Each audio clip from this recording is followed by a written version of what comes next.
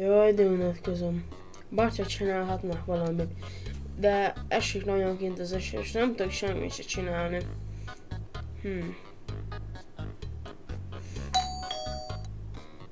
Mi volt ez a hang? Ez a csengő volt. Hadd nézzem csak meg. Ugye nem ezek a csengő kiskölykök voltak már, ezek a csengő betyárok. Úgy, ezek voltak, nagyon nagy bajban vannak. De az már nem biztos, mert még itt van a postaládám, hadd nézzem csak meg.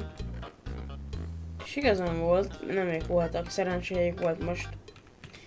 Egy levélt kaptam, na hadd nézzem, hadd olvassam már csak.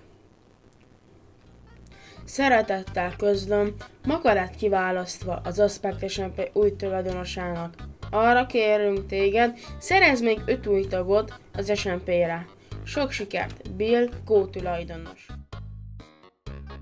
Ez csak egy dolgot jelent, hogy igen, itt az esélyed egy SMP-re jelentkezni. Csupán csak egy pár dolgot kérünk, hogy sikeres legyen a jelentkező videód. Első, a vágásod.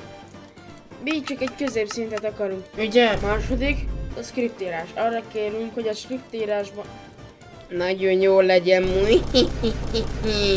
Harmadik, a személyiséged. Mondjál magadról egy pár dolgot, hogy milyen a személyiséged. És a negyedik kérelmünk az a minimum egy 20 másodperces videót rakjál ki YouTube-ra, és lent lesz a Discord szerverre, szóval oda el tudjátok küldeni. Na hát igazából ennyi lettem volna már, hello!